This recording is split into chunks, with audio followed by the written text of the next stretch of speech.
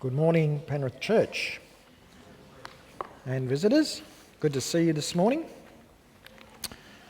Rosemary, when she got to church this morning, she said to me, is there some sort of water theme throughout the sermon this morning? And I just looked at it because I thought, yes, there is. And you'll understand why in a few moments. Who had a good Christmas? Yes, we all did, I think. Well, some of us may not, but we had a good Christmas. And the best part of Christmas is what? Presents. Oh, okay. Family. Yes, there's lots of good things about Christmas. This Christmas, I was given as presents 2 separate books. And I'm going to refer to both of them. The first one is this one, called Poetica. And I might say there is only 2 copies of that in print. I'll refer to that later in the sermon.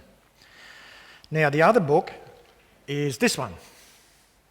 Can anybody read what it says? No. It says the Walter Hood. Now, can anybody tell me who or what was the Walter Hood? Brother of Robin. Maybe, but I don't think so. Good try, Hayden. Good try. Now, about 100 years ago, if I was to ask the same question, who has ever heard of the Walter Hood, I would say everybody in this church this morning would have said they knew who it was or what it was. The Robin Hood was actually a sailing boat. So it wasn't Robin's brother. Might be named after him though, who knows. And I'm going to refer to this in a moment. This morning, I got 2 books, right? And there are 2 points that I want you to think about as we go through this sermon this morning. The first is, though the storms of life assail us, God will see us through. I was impressed with the story that Rosemary had this morning, how it ties in totally with what I'm talking about. So just remember that though the storms of life come upon us, God will see us through. The other thing that I want you to think about during all this time is the need for planning ahead. Plan ahead. Back to the the Walter Hood. Thanks, Hayden. Back to Walter Hood. This mighty ship was built in 1853, I think it was 1853, in Aberdeen in Scotland. It was the start of the White Star Line. You've heard of the White Star Line? And it was built by Mr. George Thompson. She had a sister ship called the Phoenician. And I'm just going to change glasses here so I can see properly.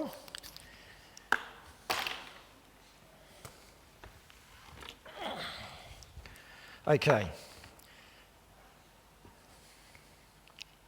She was a cutter. Now, who knows when we're talking about ships and so on, who knows the difference between the different boats? She was called a cutter. What was the difference? Faster? Yes. Captain Cook, when he came out to Australia, did he sail a cutter? No. He sailed a square rigger.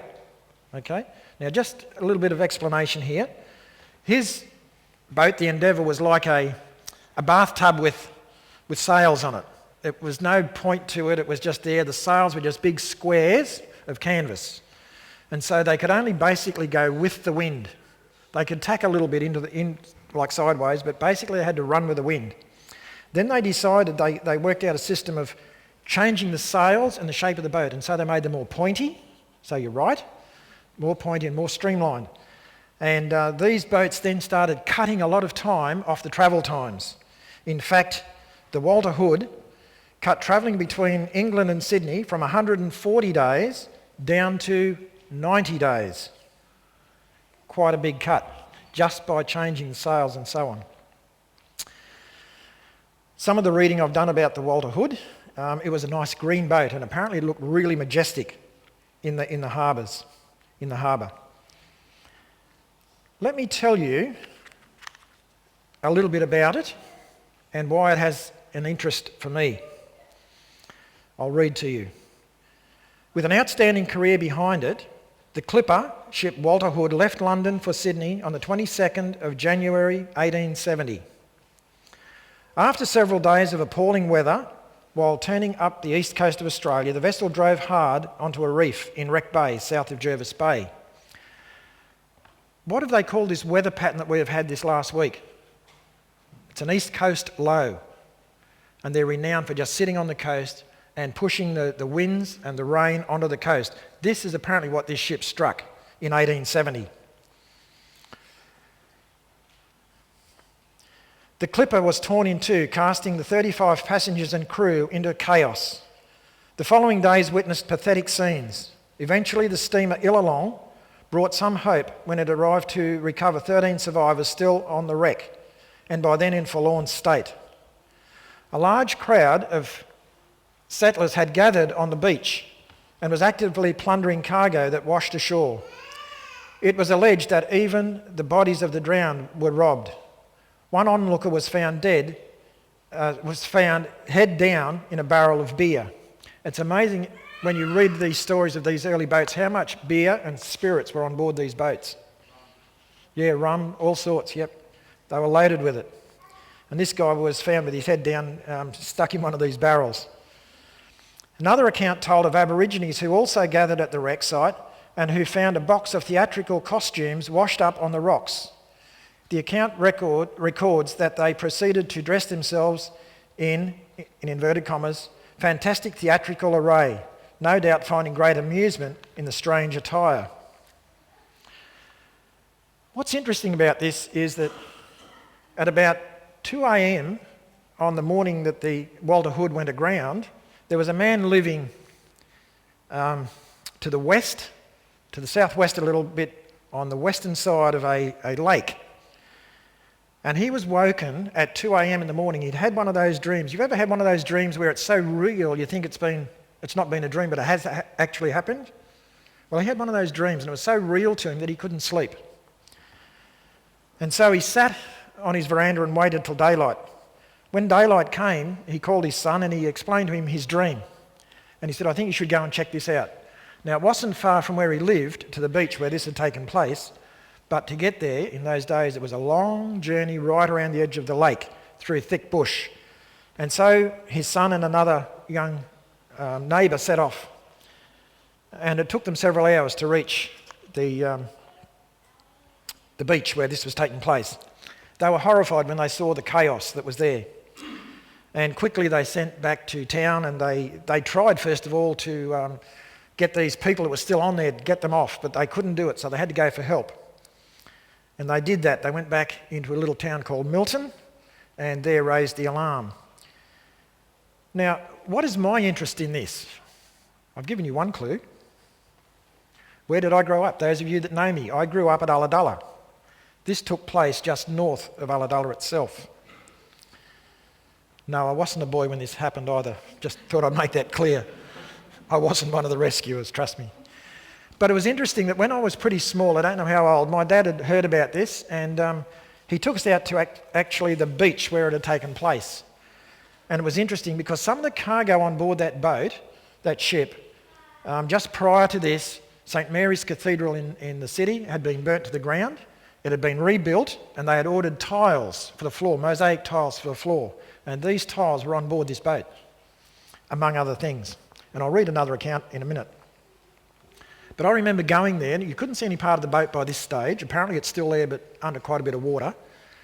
But we went there, and as we walked down the beach, we were still picking up bits of tile, complete tiles. I don't know where they are, but I still have some of them at home. And little tiles, long ones, short ones, all sorts of different shapes that were going into St Mary's Cathedral. And so it was interesting to be able to go there and learn the story. And so I was given this book at Christmas time, and I read it with interest.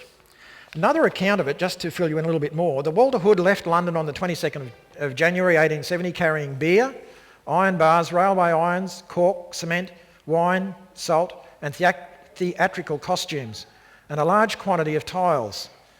The vessel encountered a heavy storm when turning up the eastern coast, which we've read about. The gale stripped the vessel of sails and carried away Wilkie, a seaman, who was to be the first of many casualties. I don't think I'd have liked to have been on board this boat. On Tuesday the 26th of April, land was sighted amidst mountainous seas. Now, have you ever stood on the beach and watched these waves when there's a big sea running, how they curl and come in? Ever stood on the beach and watched it in heavy seas? No? It's quite amazing, and you see the force that these waves come in at. When I first left school, I worked at the fish co-op at Ulladulla, and at that stage there's something like 20 fishing trawlers working out of the harbour. And I remember on one occasion the boats had been caught out. They were down the coast a little bit, and heavy weather had blown up, and they had sheltered down at Bateman's Bay behind what they call the toll gates. It's 2 islands in the bay, and they used to shelter behind there to get away from the weather. They'd stuck it out for a few days and decided it was time to head for home. And because we worked at the co-op, we knew what was going on, and the boss gave us permission to go out and watch them come back into the harbour. Now, I don't know how many of you know Ulladulla Harbour, but we've got two headlands, a south and a north headland, and I know the waves weren't this big, but it looked from where we were standing as though those waves were almost to the top of those headlands. Now, I know it wasn't that high, but that's what it looked like from where we were standing. And here's these boats sitting out there, and they had to get into the harbour. There was a breakwater and only a narrow opening between the 2 breakwaters. And it was a pleasure to watch these big waves come in, but to watch the boats come in as well. I don't know if you realise it, but waves work in patterns of 7. Did you know that? It's an interesting little sideline. If you sit at the beach and watch waves roll in, you'll see a bigger one come in every so often. Count the waves between that and the next biggest one, and you'll see it's 7. I don't know what the reason is, but we've checked it time and time again, and usually every 7th wave is a bigger one than the rest. These boats were looking for the right wave. You know what it's like surfing? I don't surf, can't stand it, but surfers like to catch the big waves and they surf in on it. And that's what they were doing with these boats, big trawlers. And they'd wait, and they'd sit in the troughs and they'd wait. And as the wave would pick them up, you'd see the smokestacks. They'd just open those throttles and gun it, and they would surf the boats in through the opening in the harbour. One guy, a bit of a character, and he decided to put on a bit of a show because he knew he was being watched. And so he waited, caught the big wave, and in he came. And he powered it, and he's heading straight for the breakwater, not the opening, straight for the breakwater. And we're all standing there going, oh no, he's gone. At the last minute, he dropped the boat down, the boat dropped down into a trough, and he turned it totally sideways, and the waves lifted it up, and you could see the whole of the deck. That's how much he was laying it over, round and in the other side. The waves are so powerful, and it's great to watch them sometimes. Yes, they do a lot of damage, but it is great to watch them. Where did I get to? The gale stripped the vessel of sails and carried away Wilkie, a seaman. I read that. On the 26th, a land beside it amidst mountainous seas. The Walter Hood, in a crippled state, did not have enough canvas left to beat out to sea. Without that, it's like having no motor in your car. Can't do anything. It struck a reef in Wreck Bay and immediately began to break up. Fearing certain death on the collapsing deck, members of the crew attempted to swim to shore, but there was a big undertow and they got sucked back out. Those remaining on the wreck, many of whom could not swim, watched helplessly as their companions drowned. While some eventually made it to the shore, others died from exposure on the hull. There's a bit here I want to miss out, so I've just got to be careful. Captain Lato was washed out of his cabin and drowned amidst the wreckage of his ship. Some of them were desperate. What they did to survive on food we won't go into.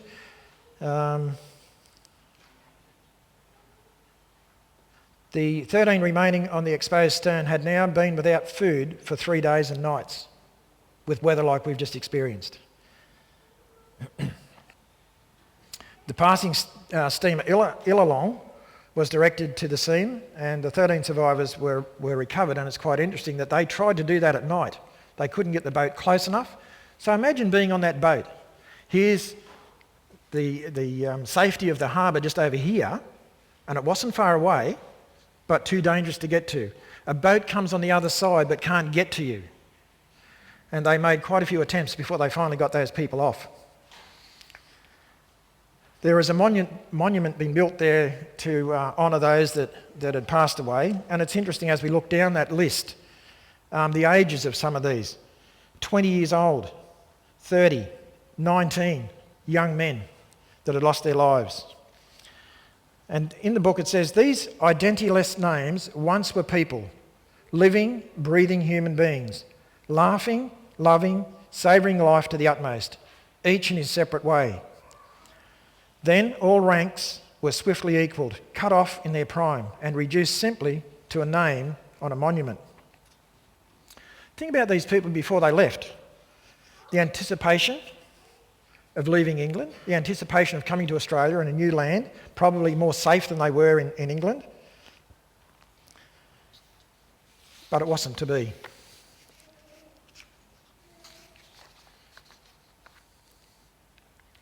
Years ago in Scotland, the Clark family had a dream. Clark and his wife worked and saved, making plans for their 9 children and themselves to travel to the United States. It had taken years, but they had finally saved enough money and had gotten passports and reservations for the whole family on a new liner to the United States.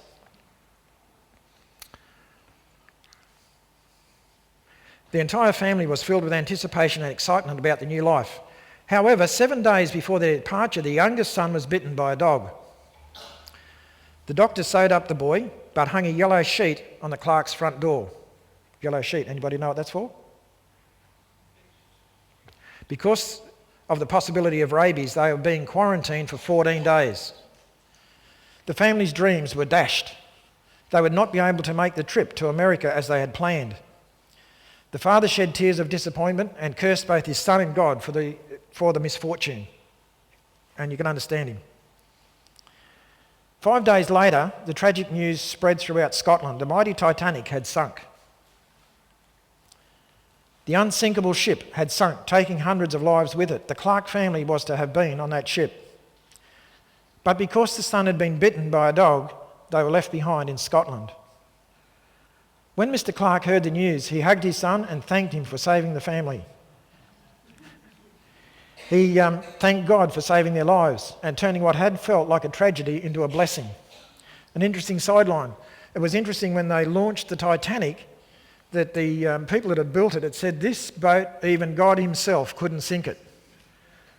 Was God having his revenge, do you think? Even God himself couldn't sink it, and yet it went to the bottom. Sometimes we're not sure about these things when they happen, and we think they're for the worst, and sometimes they turn out for the best. We can only see a little of the horizon. Sorry, I'll start again. We can only see a little of the ocean, a few miles distant from the rocky shore. But out there beyond our eyes' horizon, there's more, much more. We can only see a little of God's loving, a few rich treasures from his mighty store. But out there, beyond the horizon, there's more, much, much more. You know, the Bible speaks often about different storms at sea. And Rosemary's referred to one this morning of the flood itself and Noah. But there are others that are mentioned as well. We could think of Jonah and quite a storm that he went through and how God saved the day in the end. But this morning I want to direct your attention quickly to Paul's shipwreck. Do you remember Paul and the wreck that he was involved in? It's found in Acts 27, and I'm just going to pick out the highlights of it. If you want to read it later on, it makes interesting reading. When it was decided, verse 1, that we would sail for Italy, Paul and some of the other prisoners, so Paul was a prisoner, were handed over to the centurion. And they were about to sail for ports along the coast, and they put them on another boat along the coast of Asia, and they put to sea. Verse 3, the next day we landed at Sidon. Verse 4, they put to sea again. They passed the lee of Cyprus because the winds were against us.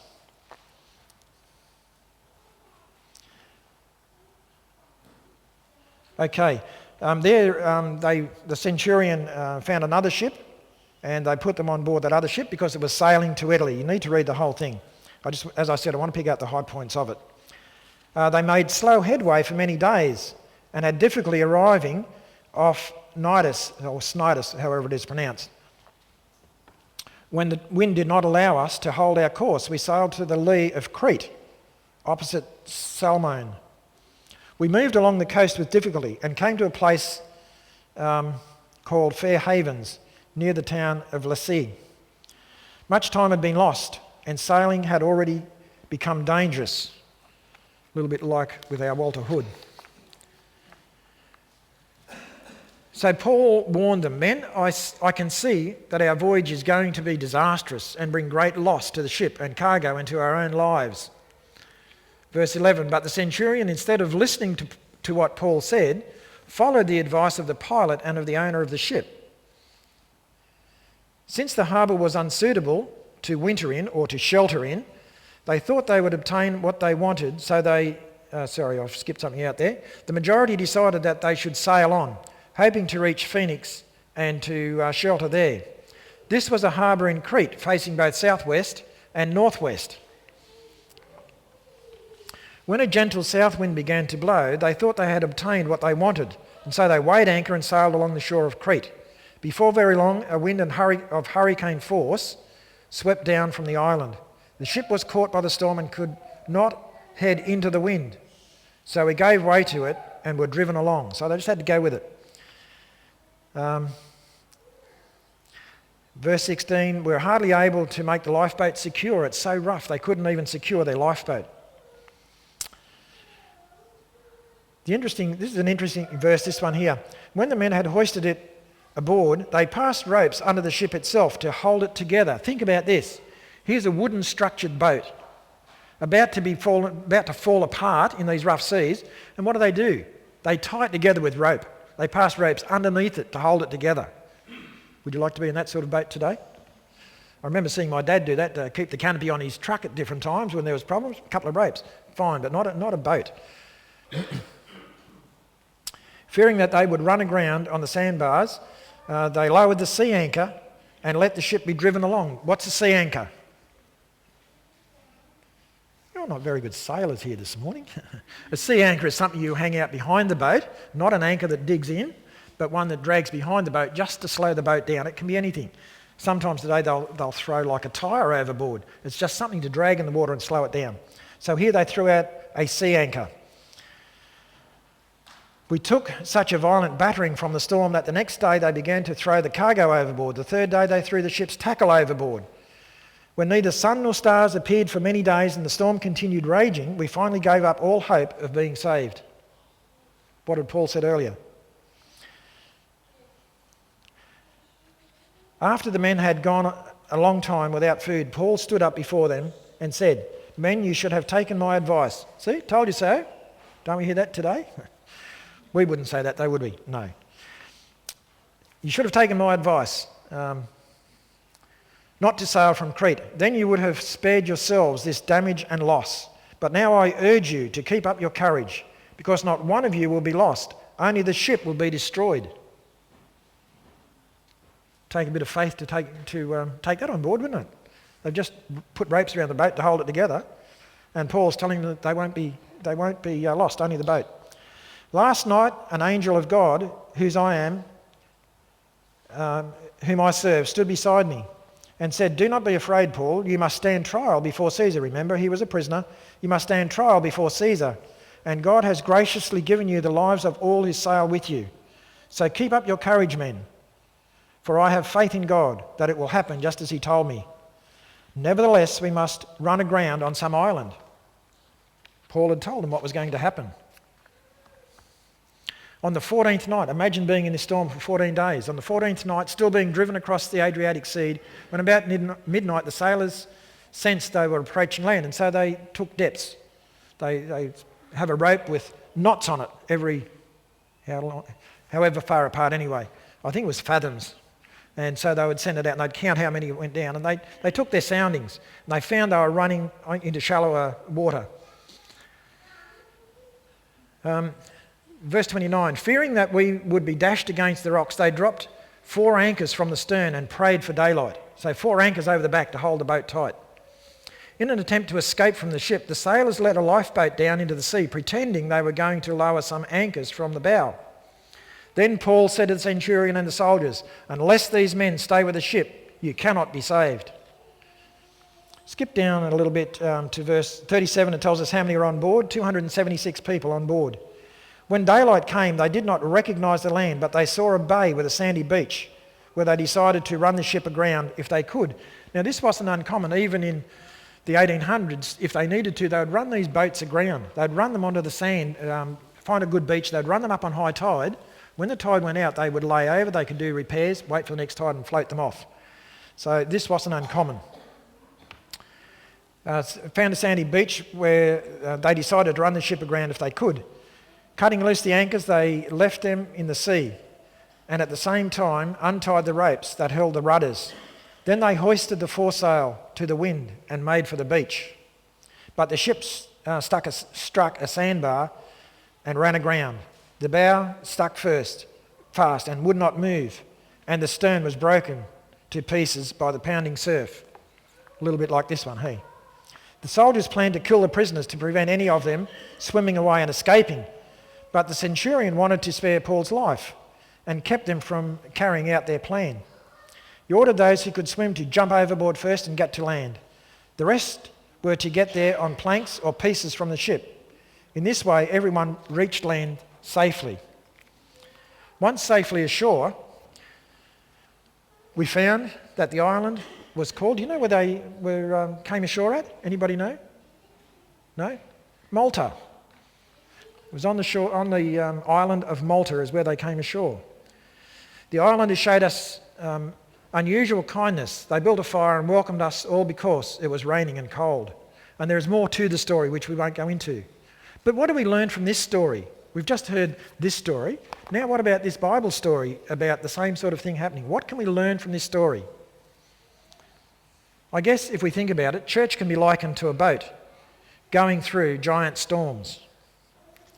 It may seem that we will be overwhelmed, but God has a plan. Right from the beginning, He has a plan. But we need to have a plan as well. Maybe there are times when we need to listen to advice as individuals, as a church. No matter what, stick with the ship. The same as with Noah.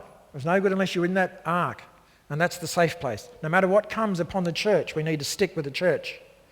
Although things get rough, remember, God is still in charge.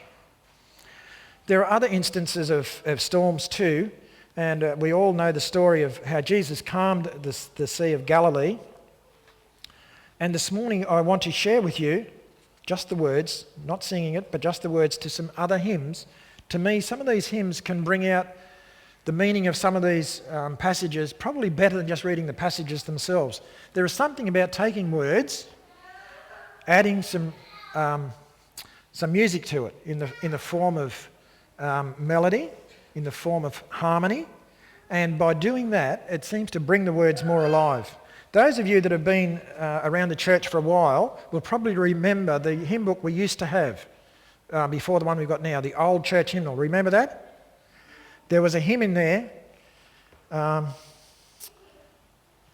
can't even remember what number it is now. Doesn't matter. But there's a hymn in there, and it's called Master, the Tempest is Raging. And rather than go through the passage from Scripture, I want to read these words to you this morning. It's a fantastic hymn. It should be in our current hymn book. It goes like this. Master, the tempest is raging, the billows are tossing high, the sky is o'ershadowed with blackness, no shelter or help is nigh. Carest thou not that we perish? How can thou lie asleep when each moment so madly is threatening? A grave in the angry deep. The chorus, the winds and the waves shall obey thy will. Peace, be still. Whether the wrath of the storm-tossed sea or demons or men or whatever it be, no waters can swallow the ship where lies the master of ocean and earth and skies. They all shall sweetly obey my will, thy will. Peace, be still. Peace, be still. They all shall sweetly obey thy will. Peace, peace, be still. Master, with anguish of spirit, I bow in my grief today. The depths of my sad heart are troubled. Awaken and save, I pray. Torrents of sin and of anguish sweep all my sinking soul, and I perish, dear Master. Oh, hasten and take control. And the chorus, the winds and the waves shall obey thy will. Peace, be still. Whether the wrath of the storm-tossed sea or demons or men or whatever it be, no waters can swallow the ship where lies the master of ocean and earth and skies. They all shall sweetly obey thy will. Peace, be still. Peace, be still. They all shall sweetly obey thy will. peace, peace, be still. Master, the terror is over, the elements sweetly rest. Earth's sun in the calm lake is mirrored, and heaven's within my breast.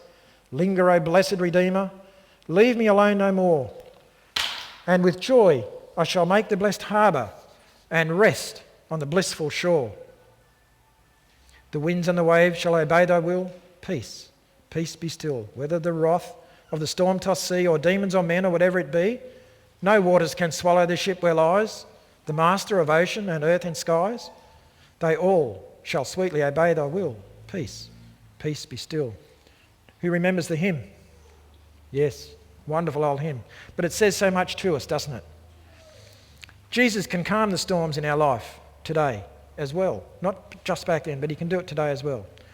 Friends, the storms will come. But learn to lean on Jesus. He will get us through. There's another hymn which I won't go through now, but it's hymn number 525, Hiding in Thee, talks about how we can lean on Jesus. And a hymn that I really like, I don't think it's in our hymn book either, is one called Throw Out the Lifeline. Yes? Heard that one? Yes, throw out the lifeline. I think sometimes people are more content with throwing out the fishing line than the lifeline in these today. But I ask you the question, what is a lifeline? A lot of these hymns were written out of stories like we've just read. Now thinking about it, what is a lifeline? If we understand what a lifeline was or is, it gives us more understanding of this hymn that I will read the words to you in a moment. But what is a lifeline? No ideas? When these ships ran aground, it was important to try and get some sort of line between ship and shore. And then if you couldn't swim, or even if you could swim, you could hold on to that and make your way to shore. And so it was called a lifeline. In areas where there were lots of boats renowned for being going down, and people were living, they would have a kit, a bit like our ADRA kit, I guess. All the supplies were there that they needed. And in that kit was a line, and they would have rockets.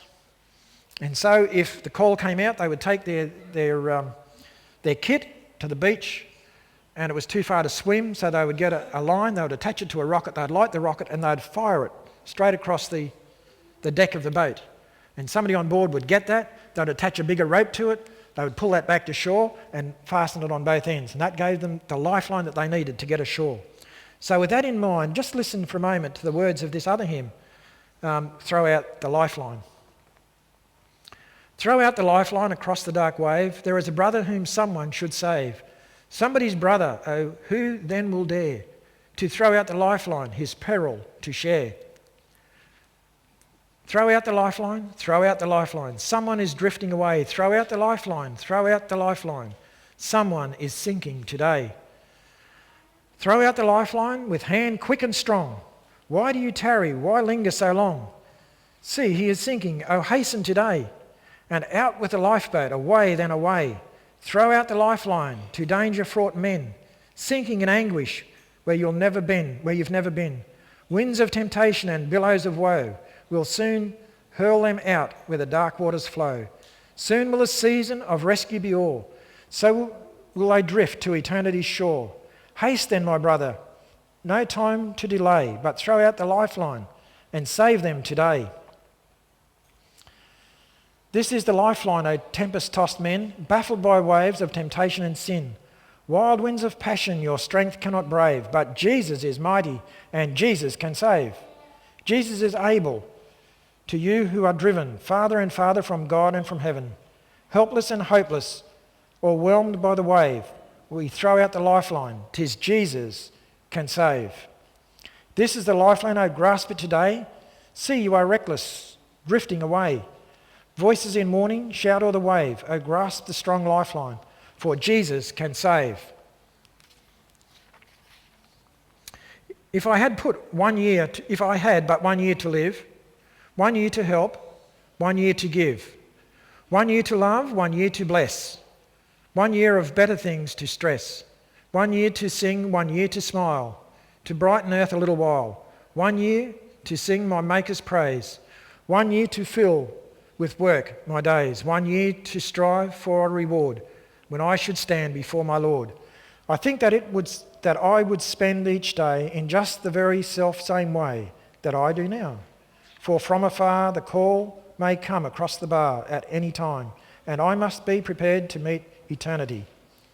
So if I have a year of life, or just one day in which to give a pleasant smile, a helping hand, a mind that tries to understand a fellow creature when in need, 'tis one with me, I take no heed, but try to live each day he sends to serve my gracious Master's ends. Some time ago, just a couple of months ago, we had a meeting of what we want to do here in this church. It's important that we recognise that the storms are coming, but we need to do our planning.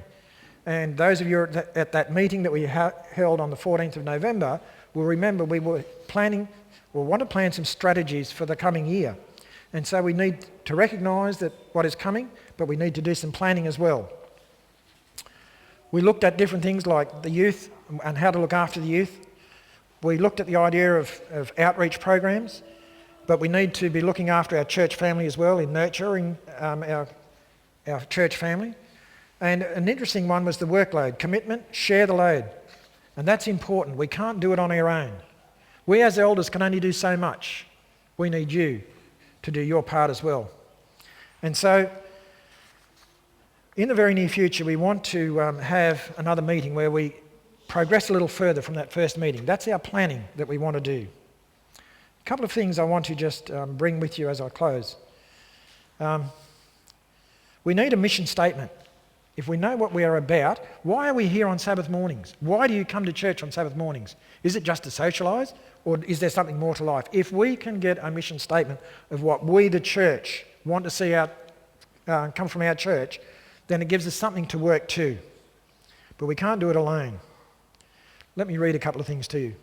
Somebody said that it couldn't be done, but he with a chuckle replied that maybe it couldn't, but he would be one who wouldn't say no till he had tried.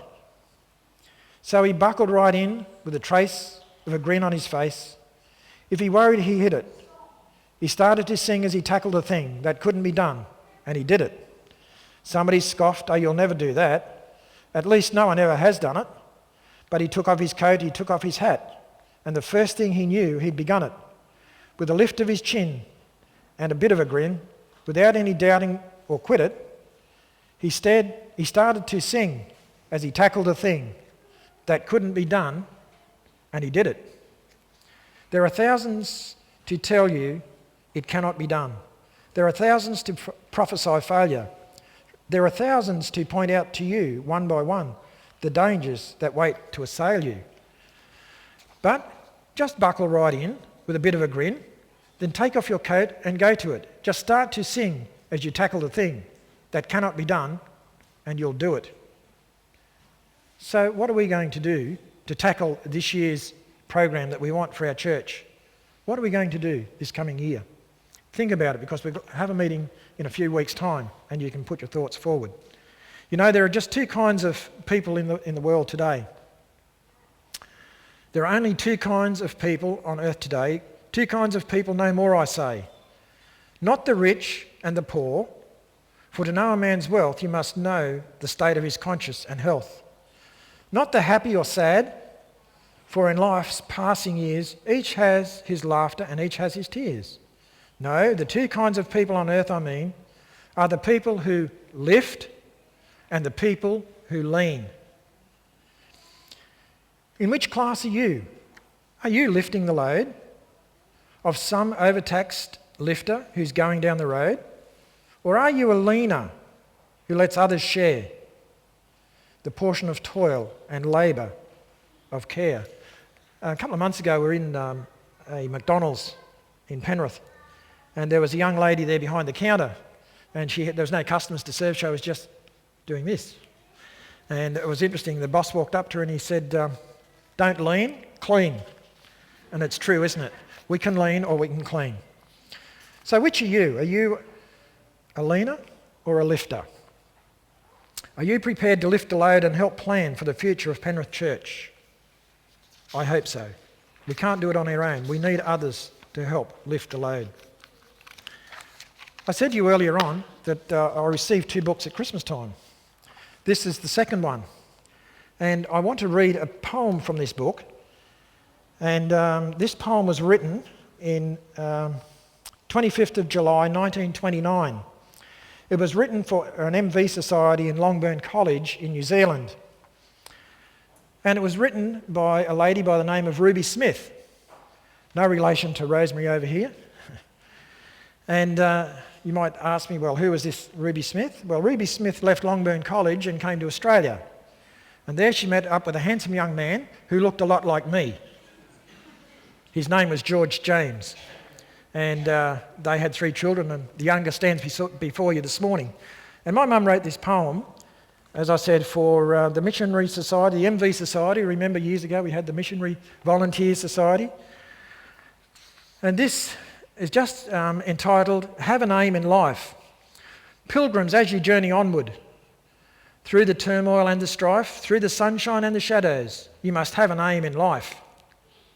Do not try to force the future with its many ways untried. If you have no aim to look to, if you have no star to guide, leave the past years far behind you. Live your very best today. Keep ambition's star before you as you journey on your way. If you falter in the conflict, you must rise and try again. You must never be discouraged if your prize you would attain. Look to heaven for your treasure, something that will not decay. Earthly treasures all are tinsel and must surely pass away. And when life's journey you have ended and eternity before you lies, when the great rewards are given and you go to claim your prize, as you stand before the Master, this one thing you will maintain. You could never have won the conflict if in life you had no aim. Go then fearlessly undaunted through this world of sin and shame, letting naught your courage weaken. Live today, but have an aim. This morning, what is your aim? Do you have an aim? Do you have an aim for Penrith Church? I hope so. Let's work together this coming year as we plan to make our church even better than it is today. May God bless us each one.